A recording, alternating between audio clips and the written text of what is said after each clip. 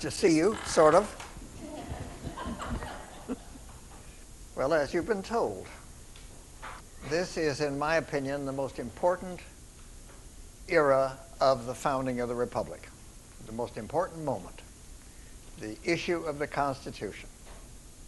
Jefferson once said, government has become the unremitting conflict between the hopes of the many and the interests of the few. Never has it been so evident as that is today. After the Revolutionary War ended in '80, it took another 2 years for Great Britain to recognize the new republic, grudgingly. The republic was operating under the Articles of Confederation at that time. They didn't work very well. They had no power to tax. They had no police powers. They were too weak. Some of the states were beginning to fight with each other over issues. In the headquarters of the Chesapeake, Maryland, Delaware, and Virginia were fighting over fishing rights, oyster beds. They were shooting at each other, so things were going to hell in a hurry.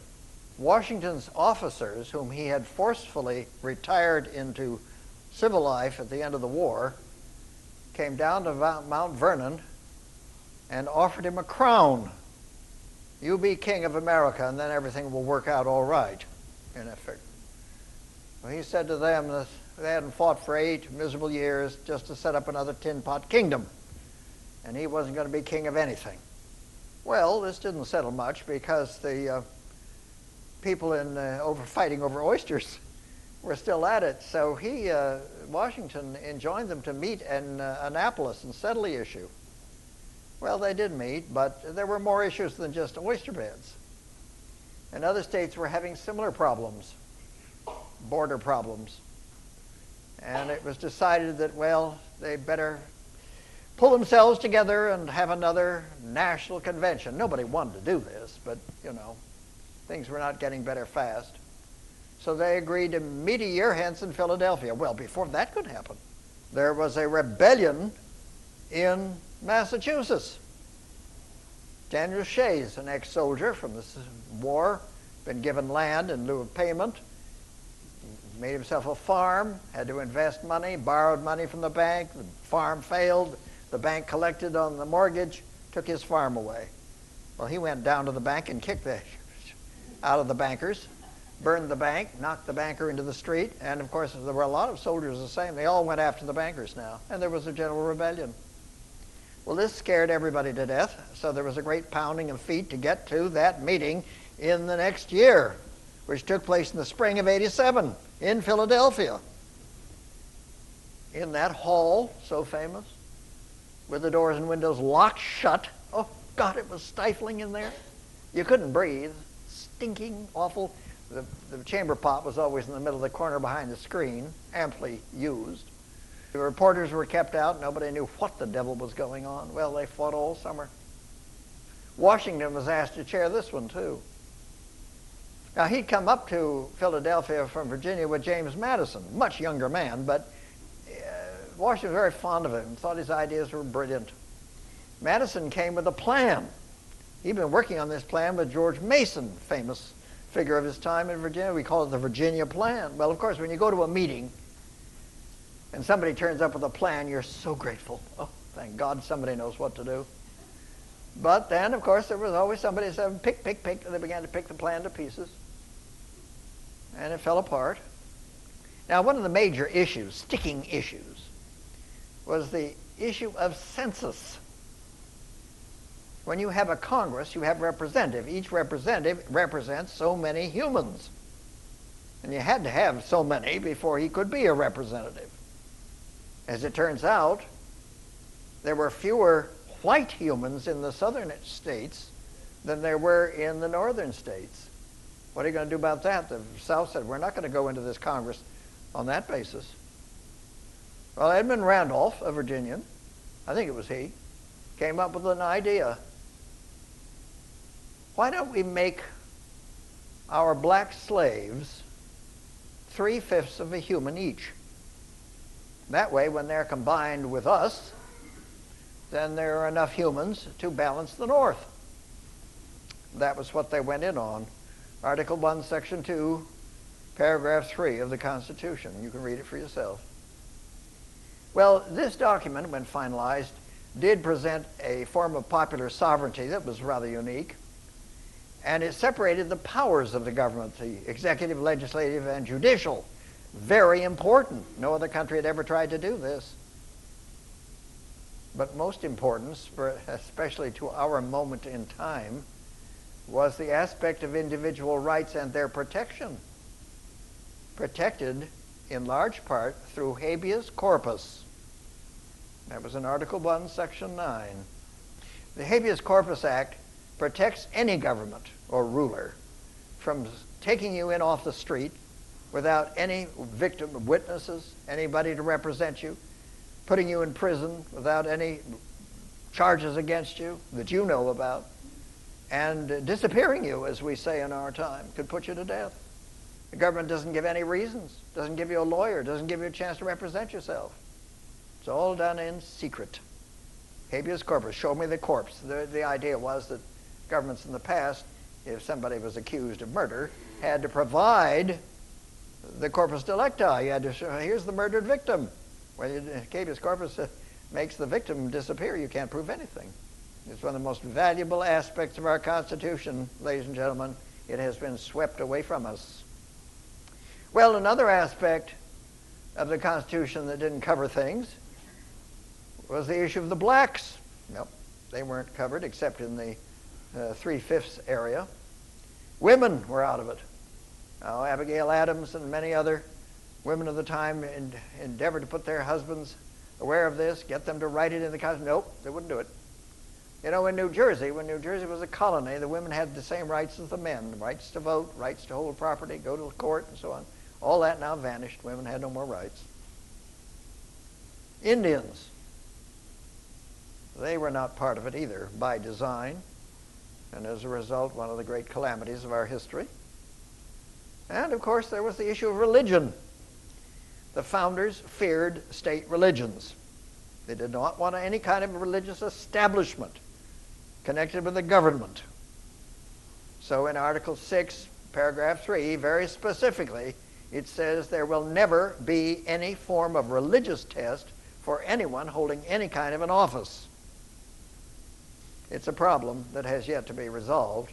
This document was finally signed by, about 55, I think it was, people attended the Continental Congress, and half of them wanted to go home. Few of them did without signing it. In the end, I think it was 34, I forget how many, who did actually sign it. It was then sent up to Congress. Continental Congress is still sitting in New York City. They had to ratify it. Well, the ratification meant it had to be disseminated to the states. The states did the ratifying. And then the state governments and their assemblies began to fight over it. Virginia didn't want to sign it. Rhode Island didn't. Oh, God. Will you ever get the damn thing ratified? Well, the founders set up a committee to propagandize the signing of it. Hamilton, Madison, and John Jay were the committee members, and they wrote anonymous tracts, very brilliantly well written, arguing the importance of ratifying the Constitution. They would call them the Federalist Papers. And they went a long way in helping the public to understand the necessity of having this Constitution. But that wasn't settling the whole issue. People in Massachusetts were concerned that there weren't specific enough rights written out in the Constitution to protect the individual citizens. They have to be specific. The Virginians caught on to this too, and they began to crank on the subject. Jefferson, who was representing us in Paris at the time and writing back and forth with Madison told him what was going on. Madison was coming around to the same belief. And Jefferson said, absolutely, this is a worthless document without specific rights being designated. And he wouldn't have anything to do with it. People got together again, those that felt like-minded, and they wrote up a list of 14 amendments that they wanted stuck onto the Constitution. Well, this was narrowed down to 10, and those 10 were now being circulated. They were following the other constitutional document around to the states to be ratified. Then they would be amended when they were ratified. But by June of '88, that was about a year after the meeting, 9 out of the 13 states had ratified the Constitution. So the government could legally now take its seat. But the Bill of Rights, as we call it, would circulate until its ratification in December of 1791. Nevertheless, the government could take shape, and it did. And who was going to be the first president, some people wondered. Well, of course, everybody yelled, Washington's the man of the hour. So he was elected, in quotes, by proclamation. Everybody agreed, he's the one. The Electoral College didn't have anything to do with it because there were no contests.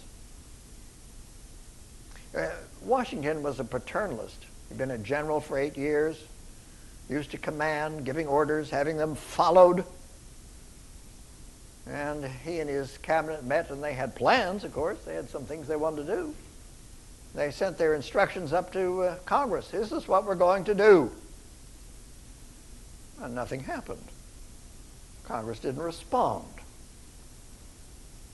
Washington went up with his secretaries to the Congress House, and they wouldn't let him in. Mr. President, it says in the Constitution that our branches of government are separate. The Congress is here to advise and consent, if we wish. Oh, Washington was furious. But he knew they were right. What a nuisance. He didn't do anything. He went back to the presidential house and waited for action. And by little and little, he got it. He'd formed a cabinet. His vice president, of course, was the first office everybody agreed on, and that would be John Adams, the most prominent man in America next to Washington. Adams felt that he should have been the president. After all, he was not only much better educated, but he had a longer history in political life than Washington, and he had nominated Washington as commander of the army, for goodness sakes. He was a vain man and had right to be. He was a brilliant man, but he didn't have any charisma. And he had to settle for vice president. He was 59 years old. He was very cranky with Washington. Washington was slow and deliberate and ponderous, and Adams was facile and mercurial and full of opinions, quick to respond. They were oil and water. Edmund Randolph, the 3/5 of a human man, agreed to be the Attorney General. Now, he and Adams were the oldest members of the cabinet. Then came Washington. But who was going to be Treasury Secretary? Washington had somebody in mind, but Robert Morris, a financial bigwig of the time, Washington's friend, said, "Oh, no, General. You want Alex Hamilton." "Uh-oh," said Washington. Well, he'd had troubles with Hamilton during the war. Hamilton served as one of his aides. They'd had a falling out, not serious. But Hamilton was known to be an absolute financial whiz. Everybody knew this. He came from nothing, literally, to become a brilliant scholar at what we call Princeton today, went on to law, did wonderfully well, married into a fortune, the Van Schuyler family, was a fiscal whiz kid of the time, and so Washington agreed, yes, he should be the Secretary of Treasury, and he was only 32, a child in the group. And, of course, Washington wanted his fellow Virginian as Secretary of State, Thomas Jefferson. But Jefferson was still in France. And he said he wasn't going to come back until the Bill of Rights was attached to the Constitution. Well, when he saw it was a done deal and going to be amended within weeks, Jefferson took ship and returned to the States and joined the cabinet as Secretary of State. He was in his mid-40s. This first term of the first president was dedicated to sorting out the functions of their branch of the government. Washington had to remind them frequently, "Gentlemen, everything we do here will set the precedent for those to follow. Be careful." Well, they slogged their way through that and the advice and consent business and went to work. But it was soon evident to Washington that Hamilton and Jefferson were coming at the development of the Republic totally differently. In fact, some of his cabinet meetings turned into screaming matches. He had to hold them apart. Gentlemen, please, gentlemen, some order here." Well, finally, he gave up meeting with the cabinet en groupe and met with them individually to prevent a fist fight. Well, by the end of his first term, Washington was ready to go home, but they wouldn't let him. They said, "No, we're just getting started. The thing will sink if you don't stay with us. You're the man that can hold it together, please, for God's sake." And on their knees, they were groveling. Well, Washington probably agreed. So he stayed on, was duly reelected. Hamilton left the cabinet, but his influence had grown enormously with Washington. Now, Madison had the ear of Washington at first, but now it was Hamilton. Hamilton's ideas were more comforting to Washington, as it turns out. Hamilton had left the cabinet to form something that everybody was afraid of, a political party. You see, with the different positions of Hamilton and Jefferson, they had begun to gather supporters for their position, each to each. And that produced factions. And of course, factions meant political parties. The founders did not want political parties. That had been evident in England for a century, political parties, Whigs and Tories, but they didn't want that here. Well, they got it anyway. Now, Hamilton was forming his party, and it would be called the Federalist Party. Jefferson and his followers said, oh my goodness, well, we better get busy. So they formed their own opposition group to Hamilton, and they called it the Democrat Republicans. Isn't that nice? I was about a year into this second term that there was a rebellion in Pennsylvania. It was over taxes, understandable, I suppose, but the government didn't have any money, and so the president suggested to Congress that they build some tax process. There was no income tax, you know. So the Congress agreed and began to put taxes on commodities, one of which was whiskey. Well, it would appear that half of Pennsylvania had a still in its backyard and was producing whiskey. So this was a big money maker. Now came along the tax collector to tax them, and they were furious. And they went after the tax collector and beat him up and tarred and feathered him and burned his office and so on, and were raising general hell in Pennsylvania. Hamilton again went to Washington, in close contact all the time, and said, you've got to send in the militia, raise the militia, make them pay.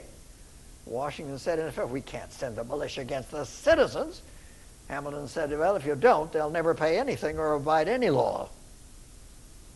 Washington thought he might have been right. So the militia was raised, went into Pennsylvania, knocked heads.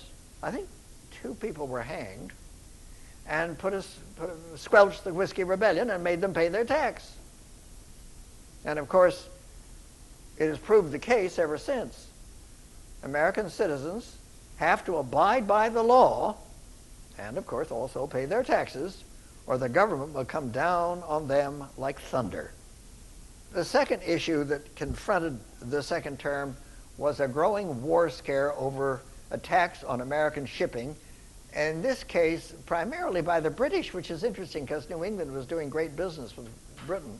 Washington was absolutely bound and determined to remain neutral in his dealings with America and the outside world. He did not want, he said that America must remain separate from European conflicts. But this was not helping the shipping. And a lot of people were so furious in Philadelphia, they got a mob together to march on the president's house. They were going to beat him up and make him do something. Well, he was spared the indignity because a typhoid epidemic had broken out in Philadelphia, and the bailiffs cleared the loungers and the kinds that would have been a mob, got them out of town before anything could happen to embarrass the president. But this was very awkward.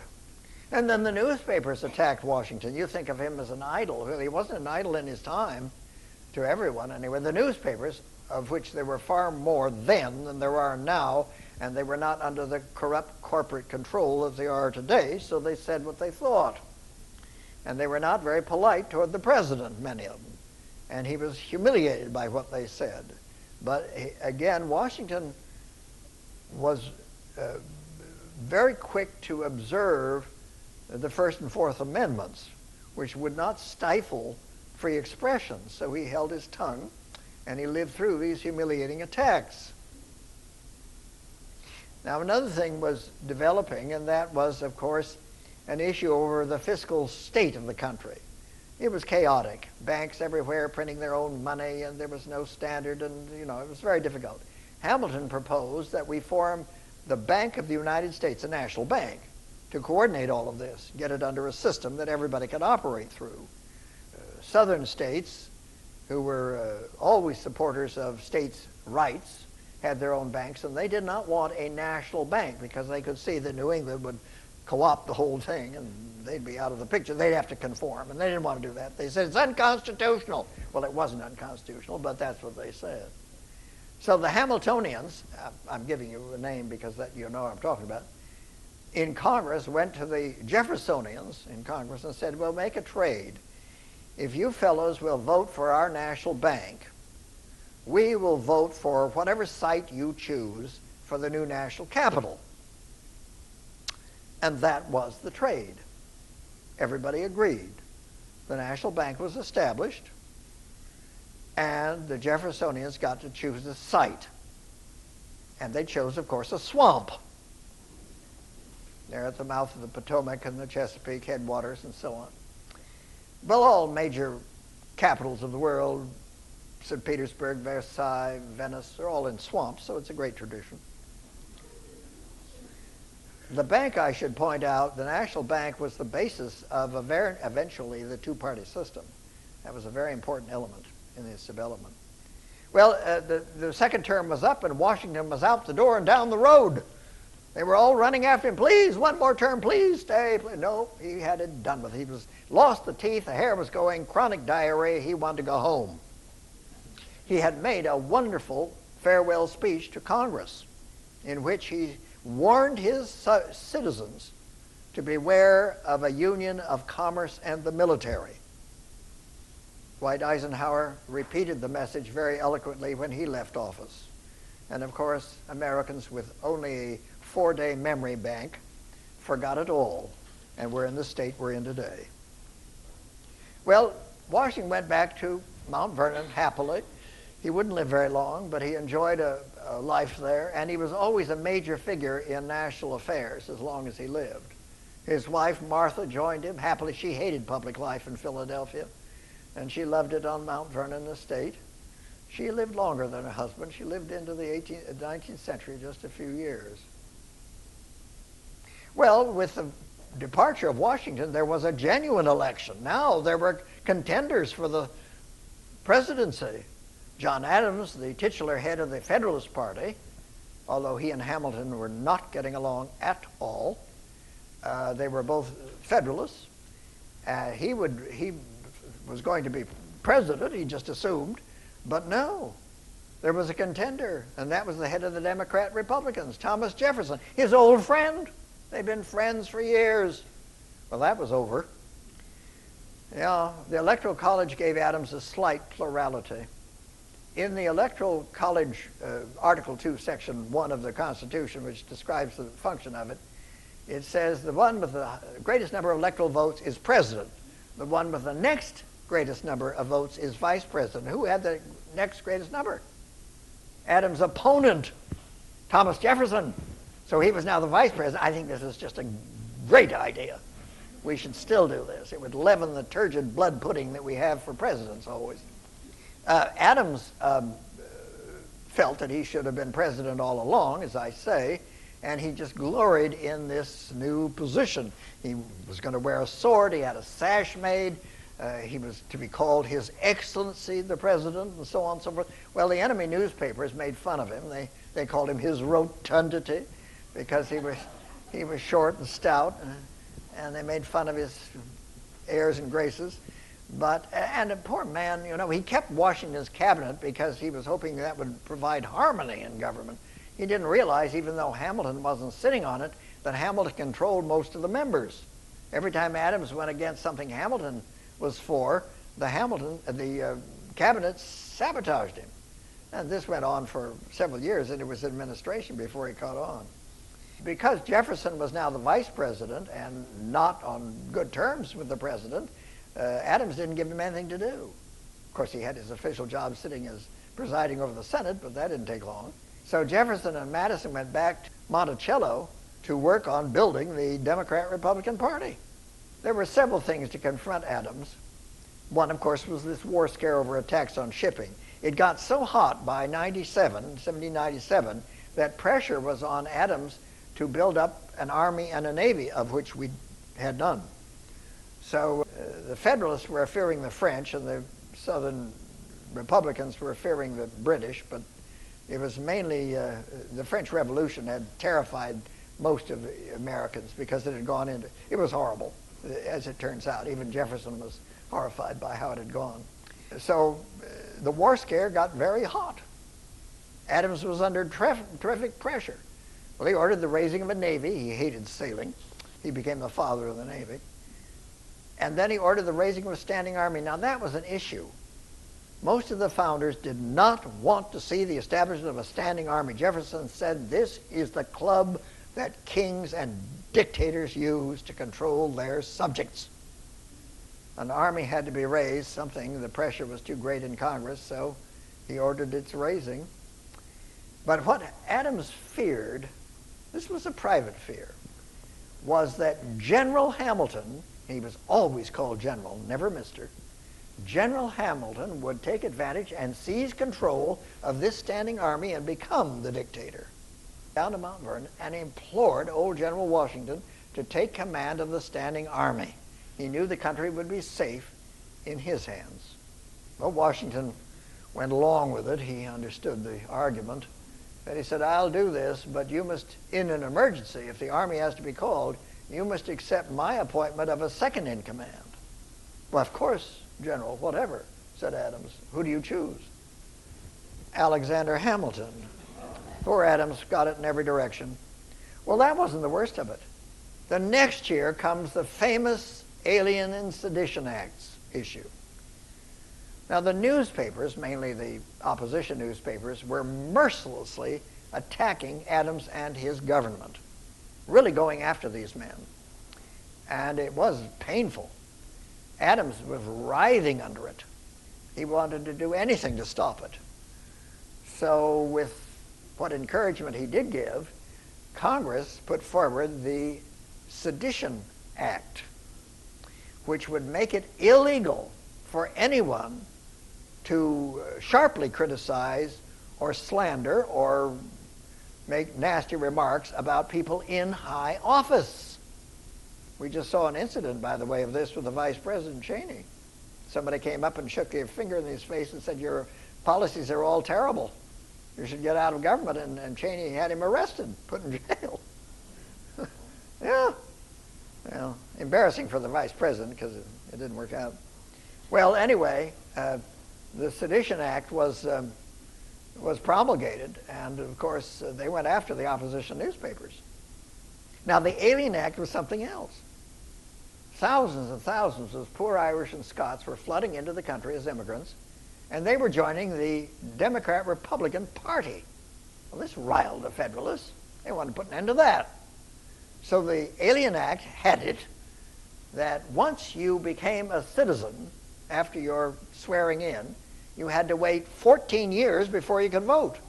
Well, it's obvious that the Alien Sedition Acts put such a black cloud on Adams. Now, he never forced either one of those issues personally.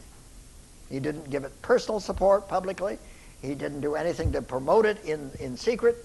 But, of course, everything was attributed to his administration, and he got the onus. Adams wanted to run for a second term. Everybody does.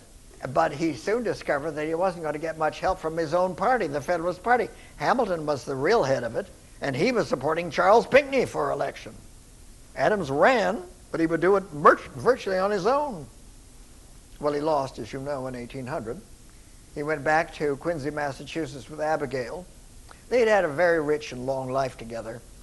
They had 4 children, as I recall, and their pride and joy was John Quincy, who would eventually become president. Their second son, Charles, I believe, he had a trouble with alcohol. And this was a great trial for all of them. Very sad, of course. And their daughter, Roberta, or Nabby, I think they called her, developed cancer and died in her mother's arms. And, of course, that was hideous. So they had a lot of sadness, as many families do. But their life in general was very rich. And his friendship with Jefferson began to grow again, mainly through the instrument of the wives, or women in their lives. They brought them together again. We'll hear more about that in a minute. Well, the election of 1800 was the big thing, you see. Now, this was quite exciting. Some people call it a second revolution, a bloodless revolution. Both parties, Federalists and Democrat Republicans, were split. The Federalists got so few votes in the electoral vote that they were out of the picture. The real race was between two Democrat Republicans, the party leader, Jefferson, and then Aaron Burr, Senator Colonel Aaron Burr from New York State. He dragged in a huge delegation. You couldn't ignore him.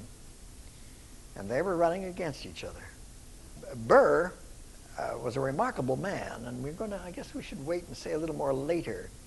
But when the election took place, it turned out a tie between Burr and Jefferson. They both got the same number of electoral votes. I think it was 71 or 72. And that was astounding, because now it went to the House of Representatives to decide. That was the way it constructed in the Constitution. And I'll never forget that week after the election, a couple of weeks. Of course, that was in November, December, and it had been raining and snowing, and everything was a churn and sea of mud, because Washington was under construction. And dark and miserable and sleety, and every day we had to slug up to Congress Hall to get the vote of the House. Every day they voted. They voted 35 ballots. Every damn time it was the same. Everybody was going crazy. Hamilton was crawling the walls. He was hysterical. Now, he hated everything Jefferson stood for, but he absolutely detested and loathed Aaron Burr, mainly because they were so much alike. We can go into that in the intermission if you want. Well, Hamilton was desperate. He began to put pressure on the couple of congressmen he controlled to vote for Jefferson. Anything was better than damn Burr. And one congressman changed his vote over to Jefferson. At last, a decision. Jefferson was president. But the one with the next highest number was Aaron Burr. So he was now the vice president. Oh, I think it's giddy. Just wonderful. Well, obviously, the two didn't go into office particularly happy over that event, and it was soon changed. In 1804, they changed it. The policies were expected to take a turnover overnight, just turn around and go the other way. Well, they didn't. It's very seldom when a new president comes into office that the policies of his predecessor, if he doesn't like them, are changed around, go the other way within days. It doesn't happen that way. It's too hard to turn the ship of state. So they would change, but gradually. Occasionally during a presidency, you'll see radical changes in a 4 or maybe 6 year period, as we have wont to have seen. I think you should know a little bit about the real difference between Jefferson and Hamilton. Why were they so much of poles apart? Well, Jefferson represented the agrarian South, obviously, and Hamilton the Northeast. Trade, industry, and finance were Hamilton's home grounds. He said the men who built the state should run it. You know, there's something to be said for that. Bill Gates' father, with his immense fortune, doing good things for the world. Carnegie, likewise. Well, there are a lot of money barons who made billions and done good things for government. A lot who don't, too. And, of course, Hamilton didn't take them into account. Jefferson people were all for states' rights, a loose union. The citizen, the ideal citizen, was an enlightened, independent yeoman farmer. I don't think Jefferson had ever met many farmers, but no, this was based in his philosophic reading of the Enlightenment.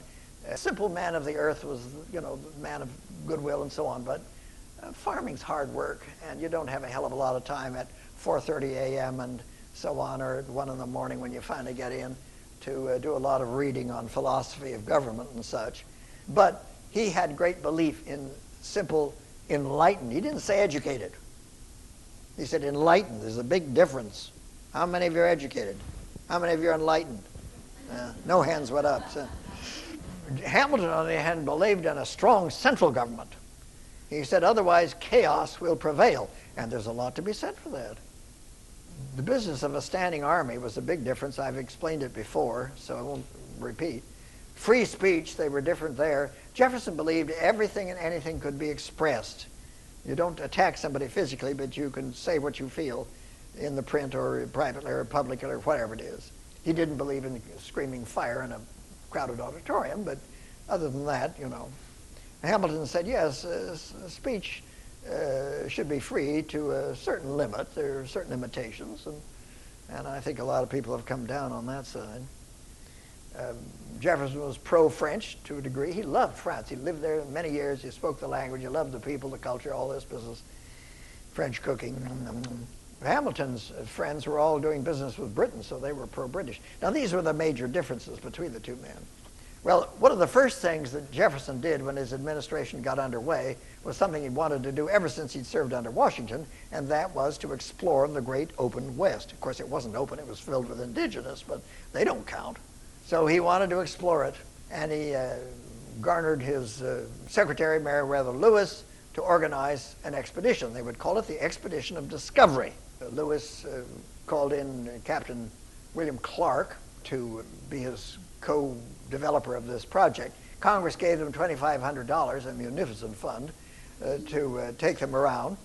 And off they went. And I'll tell you, that expedition, which lasted about 6 years, we were all fascinated, sitting in front of our TV sets, watching the news. From all these relics would come in. Even some of the indigenous were sent back to Jefferson. Everything was fascinating to him. He was an amateur botanist, so it was just an exciting thing. It was as going to the moon was. That was how exciting it was to the people of then.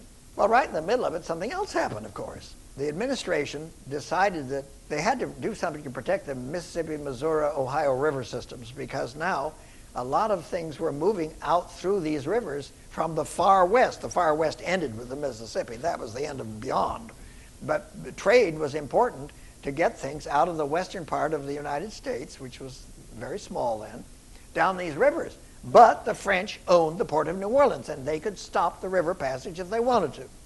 So Jefferson petitioned the French government to sell the port. The French government was Napoleon by then. He was soon to be emperor. Apparently Napoleon thought, well, the British could take it away from us anytime they wanted. Why don't we sell it to the idiot Americans and at a terrible price and make some money out of it? Let them fight with the British. Oh, and better yet, let's sell them the whole river system. Get rid of the whole damn thing.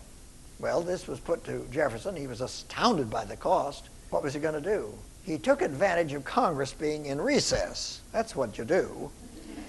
And he went around to the money men that he knew and raised this astounding sum. And the French took it and sold the Louisiana territory to the United States, doubling the size of the United States.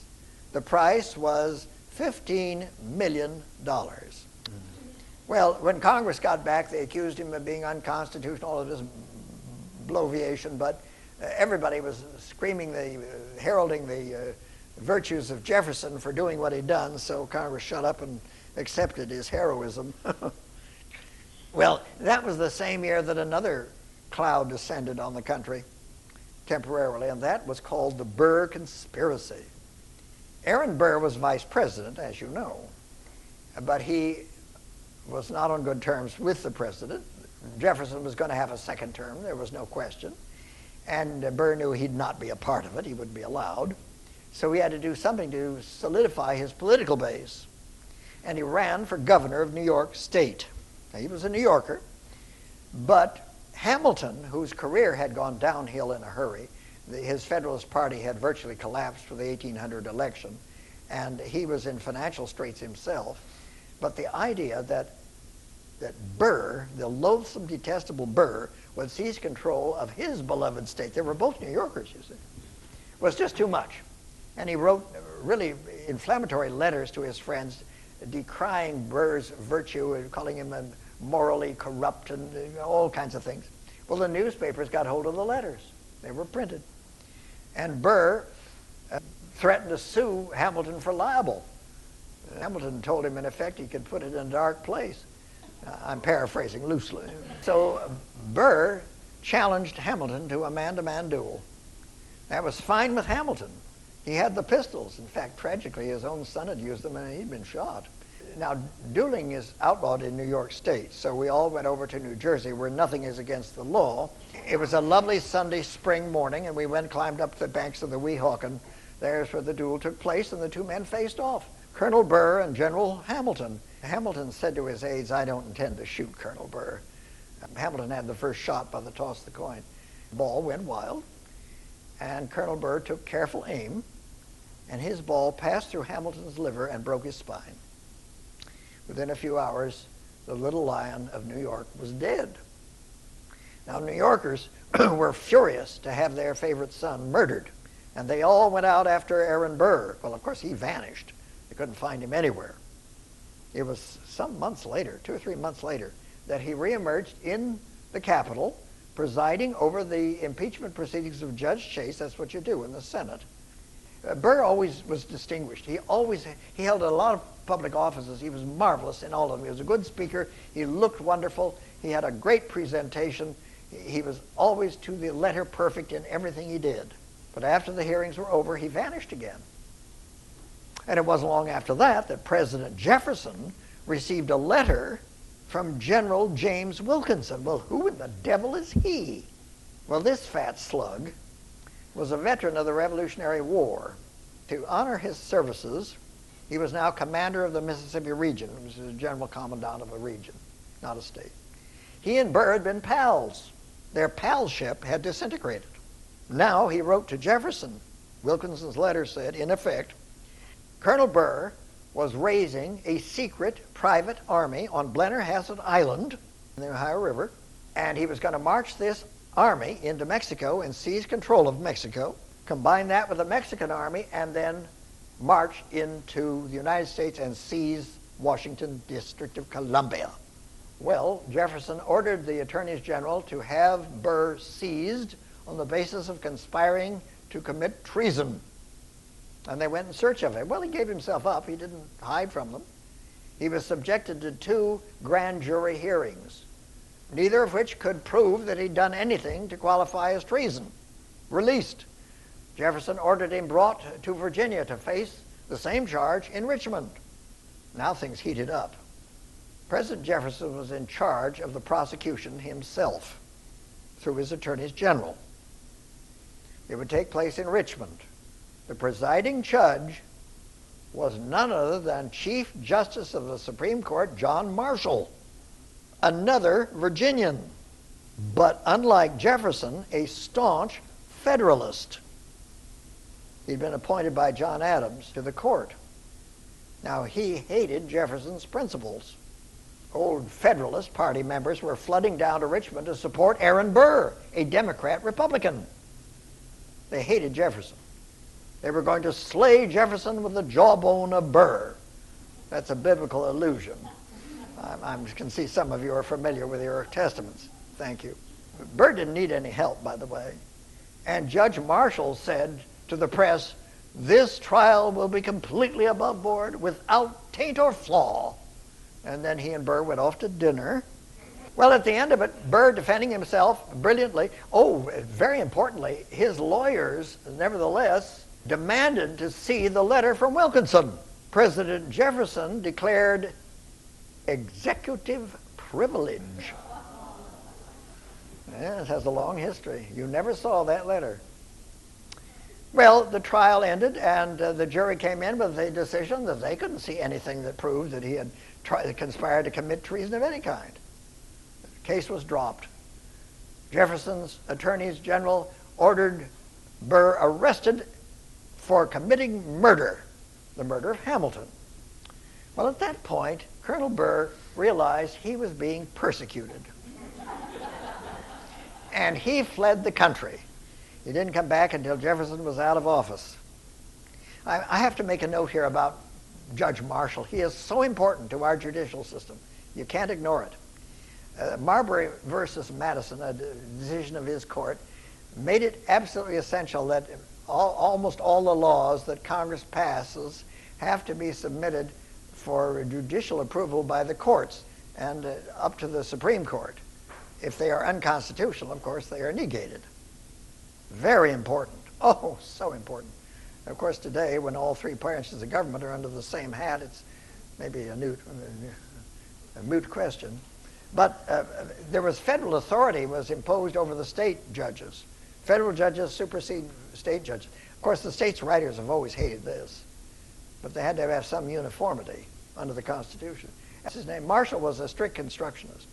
He stuck to the Constitution very severely. There were a lot of conflicts between him and his various he reigned over the court until the mid-1830s. He raised the court to its highest level for a century. Jefferson was easily reelected to a second term. That was no problem. But now he was faced with this neutrality business and the fact that the attacks on the shipping continued, getting worse if nothing else. British attacked the merchant ships. The reason for the British attacks was that they were trying to reclaim seamen of theirs who had jumped their ships and gone on board American ships and eventually become citizens. And they were just stopping American vessels out in the high seas, merchant ships, and going on deck and saying, "Speak up, man, speak up." And, well, if they sounded English, off they went, back to the English ship. Of course, the merchants were furious about this, and they wanted something to be done. Jefferson, being pressured tremendously over this, thought that if there were no American vessels on the high seas, there couldn't be any attacks on them, could there? So he imposed an embargo in 1807 on all merchant shipping. If that wasn't a disaster, nothing was. New England nearly had a coronary all in one man. The plantation owners of the South were ruined. Jefferson's plantation was ruined. He couldn't sell his tobacco abroad. He felt, and he said, he didn't understand why any American would not be willing to sacrifice to the ultimate to preserve the Republic. Little did he realize how very not much Americans would sacrifice to save the Republic, as we're finding out. He went on, he believed in it until the end of his term, and then at the end he rescinded the embargo. It was just too much. It was just a disaster for him. And he ended his career under a cloud there as president. He retired to Monticello, and then his friendship with Adams, as I say, began to resume. And they remained friends all the rest of their life, corresponding. And they both died in 1826 on July 4th, within a few hours of each other. He was 83, Adams was 91. Unfortunately for Jefferson, everything that he hated, terrible industrial cities and blight and environmental disaster and all the ugliness and overpopulation, everything he loathed has come to pass. Well, after the intermission, we'll see what happens next.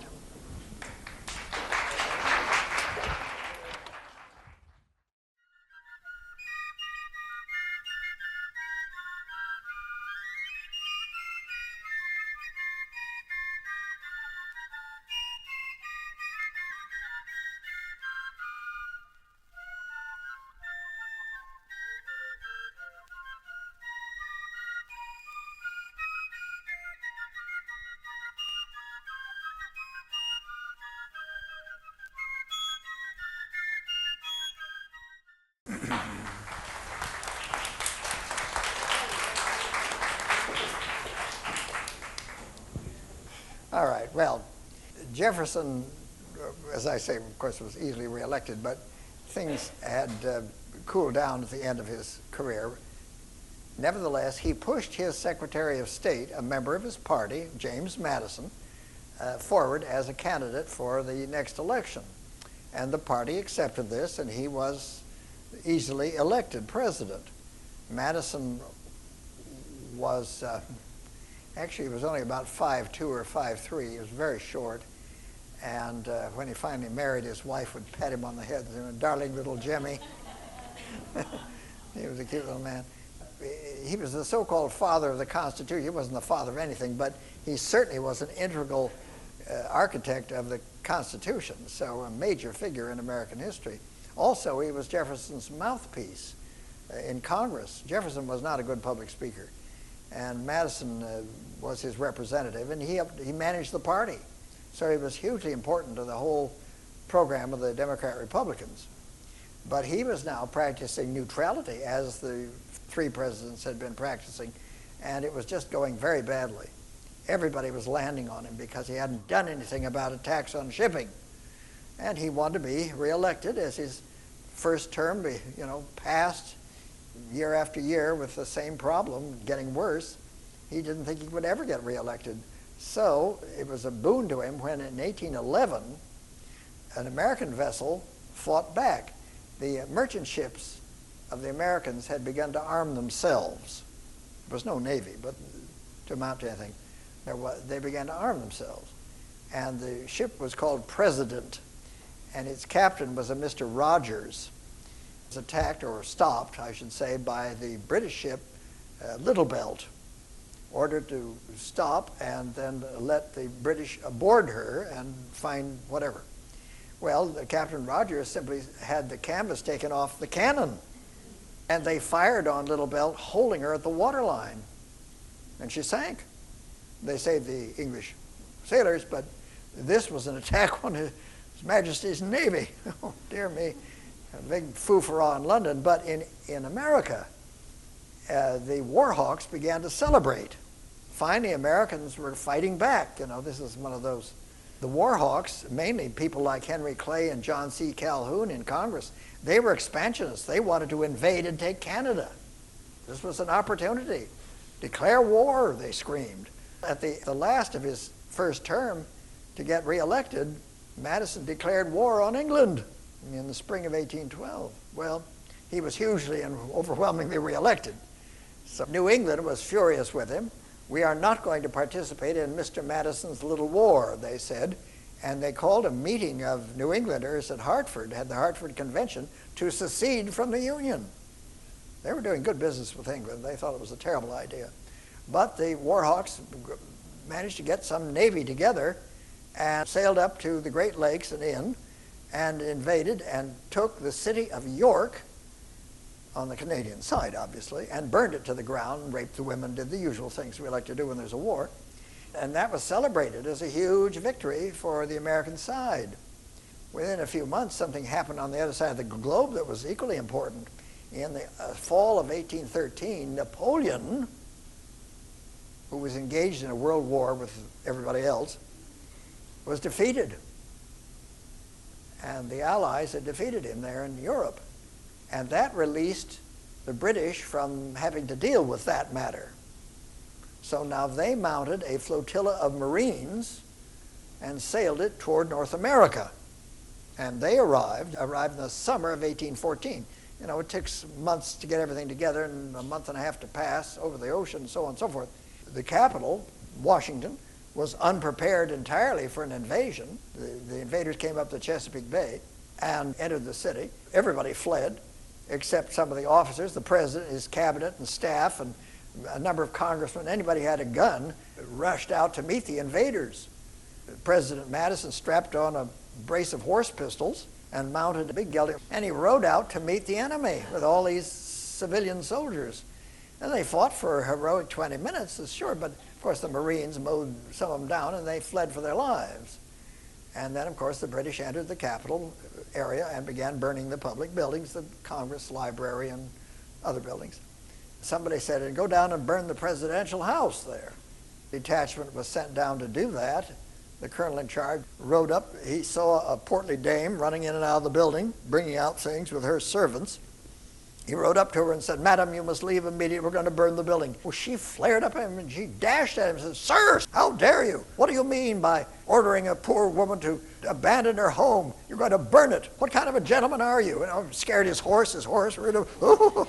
Well, he said, Madam, please, at your leisure, take your time." So Dolly rushed in and grabbed the Stuart portrait, and the Declaration of Independence and the Bill of Rights, I think, were kept there then, and all these things were saved. She rode off with her servants, and then they burned the building.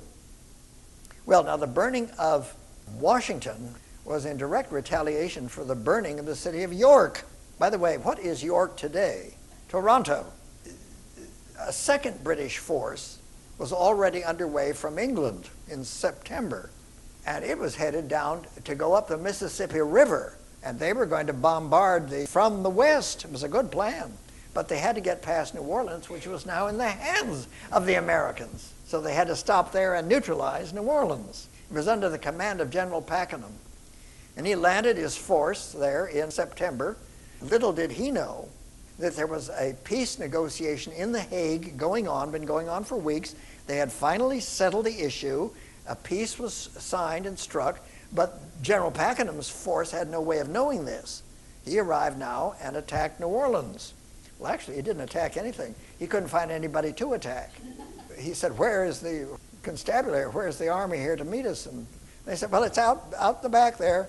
Well, he marched through the city with his forces, and there were fields and bogs and so on, and he marched out and there, where's everybody? Well, suddenly he found out they were all hiding in the bushes, and they fired like blazes.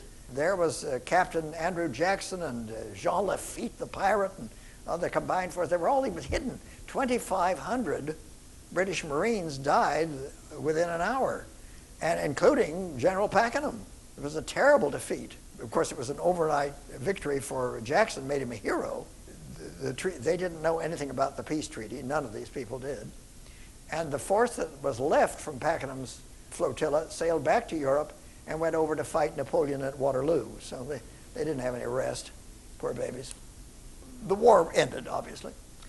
And there was a post-war depression. There generally is. Madison was still president.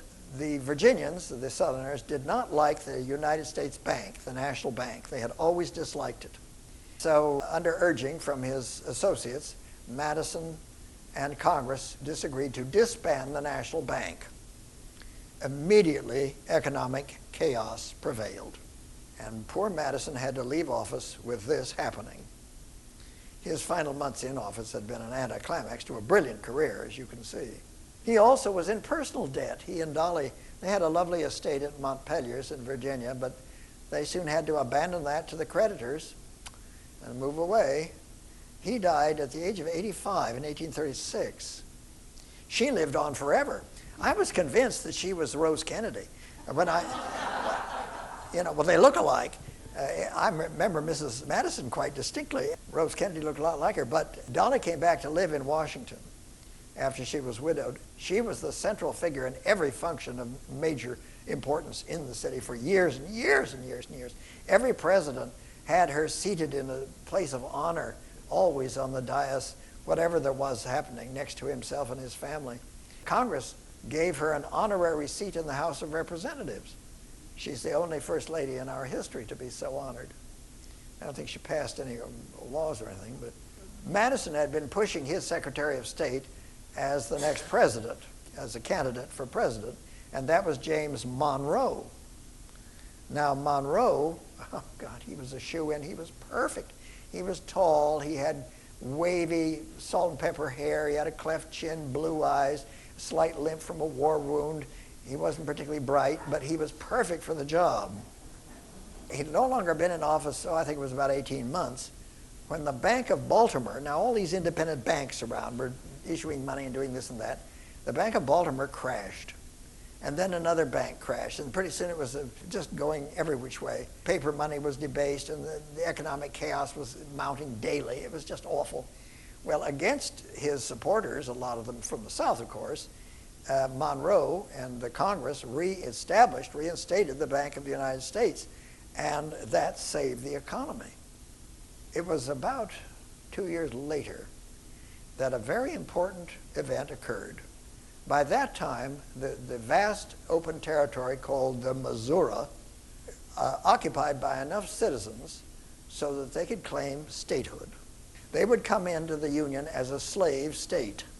But this would upset the balance in the Senate, which had always maintained from the beginning a balance between slave and free states. So in the Northeast, everybody said, oh my God, what are we going to do?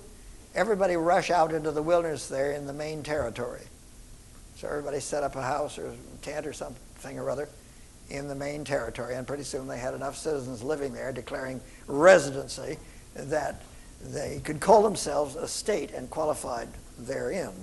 So the state of Maine, a free state, and the state of Missouri, a slave state, came into the Union together in 1820. This is the famous Missouri Compromise. And it delayed the confrontation over our peculiar institution, but it simply delayed it. Monroe was getting ready to apply for a second term in office. He had no reason to worry. He was unanimously reelected. Oh, no, not quite. Mr. Webster from New Hampshire said, no, only Washington should be unanimous. And so he voted for somebody else. Monroe was just as popular, apparently, as Washington had been. Huge success. Well, by the almost end of his second term, another very important event occurred, And that had to do with another part of the world. You see, after the fall of empires, the Austrians, the Spanish, the French, they lost their colonies in South America. All these colonies were now vegetating into independent republics and dictatorships and one thing and another. England decided, here is an enterprise of commerce in the waiting. If we can make a hegemon out of Latin America, our empire will be vast and rich, rich, rich. But it would be good to have a foothold in the Americas. Maybe our American cousin will participate. So Monroe's government was petitioned by the British government to do just that, to keep the Europeans out of the New World, America and England together. Well, John Quincy Adams, who happened to be Secretary of State to Monroe, said, now, yeah, that's an idea, but why do we need the English? We should go it alone. We should be the ones to keep the hegemon on that part of the world and keep the Europeans out. So they told England, no, we didn't need any help from them. We were going to do it. As a matter of fact, we didn't have a navy, so it would have been a little difficult to do any protecting of Latin America, and we didn't have any commercial enterprises there either. United Fruit hadn't come to pass yet. The Latin Americans and Central Americans have always been convinced that the Monroe Doctrine was an effort on the part of the United States to control their economics and their politics. And every single act of the United States since that time has confirmed it. They were right. At the end of the Monroe 2 terms, he pushed his Secretary of State would be the candidate for president, John Quincy Adams. But Adams was a New Englander, so this is the end of the Virginia dynasty. Now, a lot of people didn't think that much of Adams. They underestimated him, for one. He was the least popular and the most brilliant participant in this election, period. A very attractive potential candidate was now on the horizon, and that was, say it out loud, Andrew Jackson. Jackson was garnering support from the Wild West, the people who had gone out into the hinterlands to explore and settle, and the wilderness men. There's a name for this, I'm sorry, but and the deep Southerners were all beginning to support Andrew Jackson. He was the man of the hour for them. Well, of course, Jackson and John Quincy Adams were both Democrat Republicans officially. What was going to happen here? Well, Henry Clay said to Adams, if you will make me your Secretary of State, I will see to it that I make you president. We want to keep Jackson out. And the old line Democrat Republicans didn't want anything to do with Jackson. They thought him a hooligan, a roughneck. So that's what they did. They worked to fiddle on the Electoral College. It's too complicated to go into in detail. And by a quirk, with support of men like Clay, John Quincy Adams was elected president. This would split the Democrat-Republican Party. John Quincy Adams was a man of intelligence, of great integrity, and huge independence. In his teens, he'd been in public service to the government, one thing and another. But he was no leader of men, like his father, John Adams. He didn't have charisma. His independence made him vote against his own party's will frequently. Well into his term, he was a pariah to the people who had supported him. They wanted to get rid of him. He was only there to keep Jackson out anyway. And it's interesting to note that John Quincy Adams, when he was president, liked to go swimming in the Potomac River naked. He would go leave his clothes on bushes, and then he'd toddle out into the river, mainly during the summer, I have to tell you. In the winter, it's not quite so much fun. But one day, he was out there splashing around, and some ladies came along and stole his clothes. They didn't know who he was, the old man out in the river. So when he got back, he didn't have anything to wear, and he had to walk back to the White House naked with a branch over him. Oh, it didn't matter. It didn't bother him at all. He was very independent. Well, when his first term was up, he wanted to be reelected, but his party was dumping him. It was evident. And Andrew Jackson was just making headway right and left. But it was a nasty campaign, really nasty, vicious. Adams was called the pimp of corruption by the Jackson crowd. Adams supporters called Jackson the son of a mulatto, and they called his wife a whore. And that was particularly cruel. She wasn't, of course. She was a woman of very simple origins and not very well and would soon die. And it was a cruelty that was unnecessary. But it was a really nasty campaign. And of course, both parties were claiming they were going to clean up Washington. Have you ever heard that expression? And they wanted to reduce public spending. Now, there's a new original one. You see how original we get as time passes. Well, Jackson was victorious. Adams lost by a wide margin. The Virginia dynasty was dead. All that support level was crumbling. And Jackson introduced the spoils system. Is simply when somebody is elected president, they dump out all the heads of all the agencies in government, all the head of FEMA or whatever, all these agencies. And they put in the people who elected them president. That's the way it works. That's the way it works now. And it worked wonderfully well then. The anti-Jackson party, now forming, would be called the Whig Party. That took all the former Democrat, Republicans, and everybody else. That included them. They would last down until the Civil War. Well, obviously we started a two-party system again. And Adams was furious. He felt that he'd been betrayed by his party. He went back to Quincy just as mad as he could be. But within a couple of years, I think it was, his constituents elected him to Congress. He's the only president in U.S. history to go to Congress as a representative after he had been president. And he served for 17 years in the House. And all during that time, he thundered against that peculiar institution. He never called himself an abolitionist, but that, in essence, is what he was. He was very persistent. It was hard to talk him down. He had a loud voice, and he used it. And people called him Old Man Eloquence. They admired his pluck and his energy and his determination. They didn't always like him, though. During this period, while Jackson was president, Nat Turner's rebellion took place, 1831, I think it was. And that scared the devil out of the South. Oh, they were terrified. There have been lots of black rebellions, but this was a big one. And, of course, it gave the abolition movement, just getting started in the North, a big boost upward. Jackson, as president, abolished any propaganda supporting abolition. This was against the freedom of speech, Article 1, Article 4, and it was totally illegal. But he told the Supreme Court that they could take a hike. He did it anyway. I don't know if that set any precedent, but it didn't seem to matter to him. And the next year, Congress imposed a gag rule on discussing slavery. You couldn't talk about it. Didn't stop Adams. He was there, but it didn't stop him.